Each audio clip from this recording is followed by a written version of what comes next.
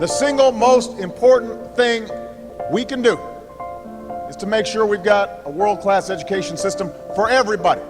That is a prerequisite for prosperity. It is an obligation that we have for the next generation.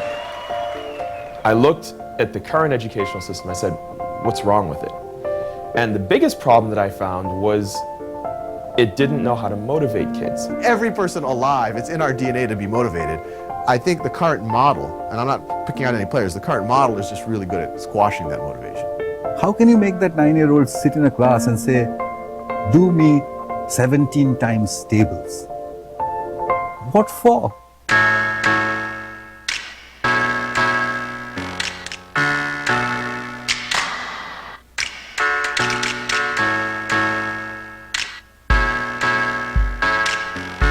What if I were to say that arithmetic, as we teach it today, is an obsolete skill? Okay? The whole world will erupt if I say that, because they will say, reading, writing, arithmetic. That's the core of whose education? Core of the military education.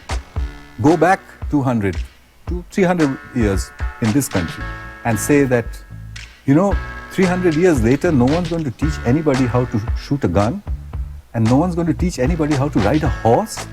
And the teacher is going to say, but, those are basic life skills.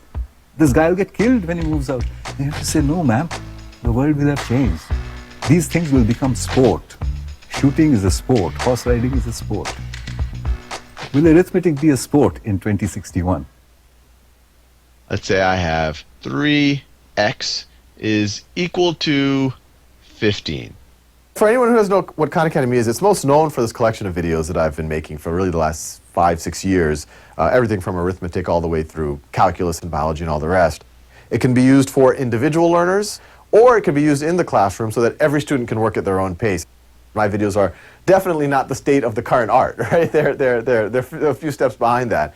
But I think that's the mistake that most of the education technology has been going in, is that they just want to take what's already there in the current existing model and just use the latest technology to make in their mind, a more refined version of that same thing. But they're not changing the content fundamentally.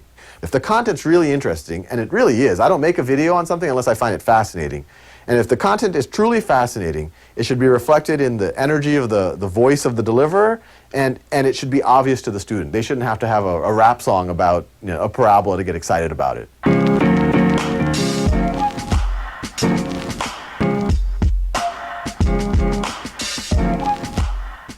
Video games are actually among the most powerful learning tools that have ever been created. Because if you look at a child when they first pick up a video game, they'll start and they'll play for 5 minutes, and then they'll fail. Pick themselves up, start again, play for 10 minutes. They fail. And they will do this 500 times before they finally succeed and master the video game. Learning things all along the way, completely self-motivated. And while I don't always endorse the notion of instant gratification, I certainly endorse the notion of relevance. In education, we provide problems separate from the relevance or the context in which they need to be used. That's one of the reasons why students are so disengaged. In the video game world, it's all about exploration. You solve a problem when you bump into it, and in fact, that provides the relevance for solving the problem.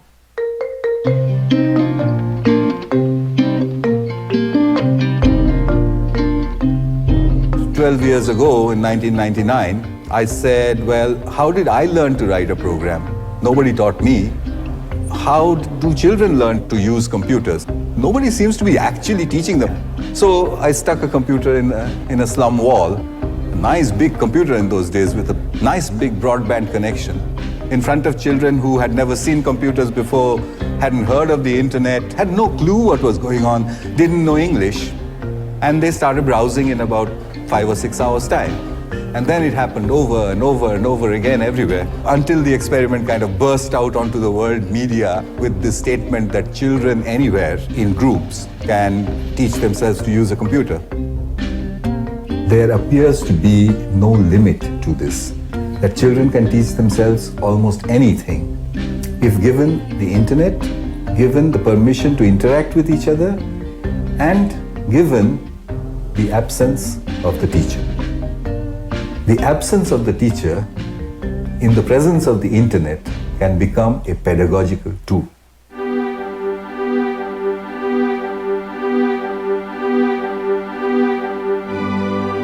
In order for educational technology to be successful in the classroom, we're going to have to marry the ecosystem of the way technology works with the ecosystem of the classroom itself.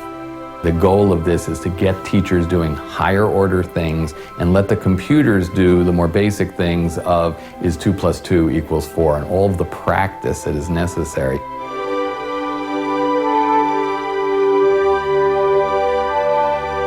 We want technology that helps us create an environment where students are active and engaged, not just in memorizing facts, but in working with faculty to really create knowledge. Something like the iPad application for anatomy, I think is going to help them learn more efficiently because it gives them information when they need to know it. And one of the principles of adult learning is you should learn something when you have a reason to learn it. To begin, connect us together. We think there's a blurry line between play and learning, and that there should be an even blurrier line between those two things. When a learning experience is playful and exploration-oriented, it puts people's minds into a relaxed state where learning actually can happen the easiest. I think the future of learning is really to add a new dimension to learning, which is the dimension of collaboration. Collaborative Classroom is a place where people can share ideas that they may not have felt comfortable sharing in class.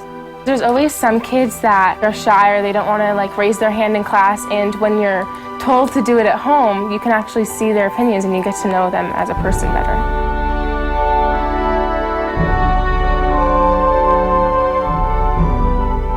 Scientists recently told the world that Pluto is not a planet anymore.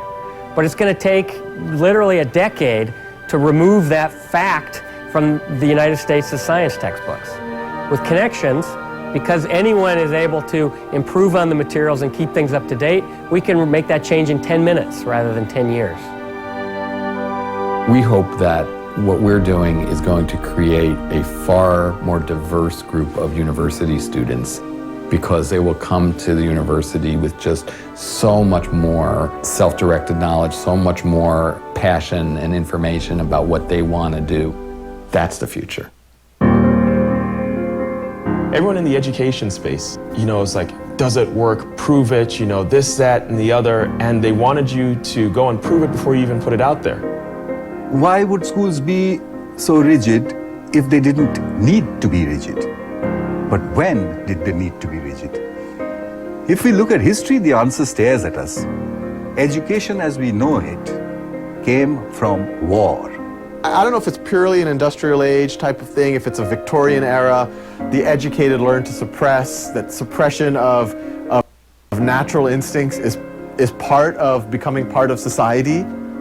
The Victorians, the amazing Victorians, produced an education system which would make us photocopies of each other. Being quiet and being submissive, I think that's frankly the only thing that's taught right now, is how do you be submissive? How do you sit patiently and be disengaged for an hour and take it? How do you motivate a kid? How do you keep a kid engaged? How do you keep them interested? That is all psychology. When the gamers went and they created the best video games that ever existed, they didn't sit down and say, hey, what is the cognitive science behind this? They didn't do that. They just did it. They created it. And now all the cognitive scientists are coming back and saying, what did you do? Because that's actually one of the most motivating, engaging media we've ever seen. And the video game programmers all said, I just created something that I would want to play. A sober prediction might be that nothing will take place in the next 40 years, despite the fact that we now have gone from a PC to an iPad. We, the education innovators in the education industry, need a win. And once there's one win that everyone can point to, then it's going to help all of us.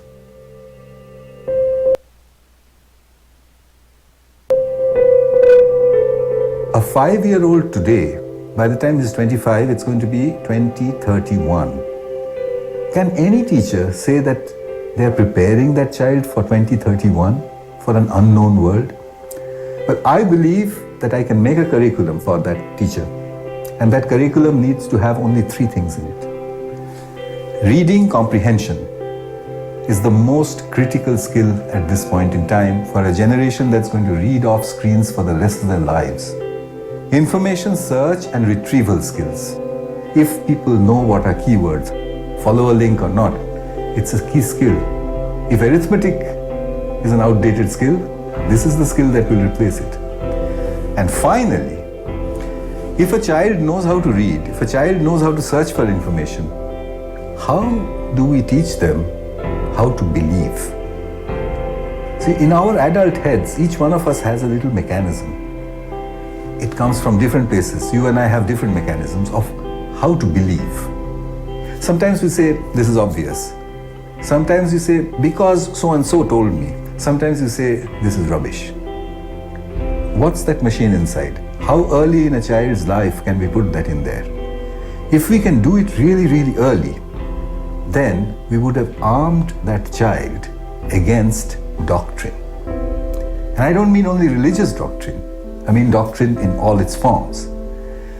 I think our job as educators, the biggest job in today's information-saturated world, is to give the child an armor against doctrine.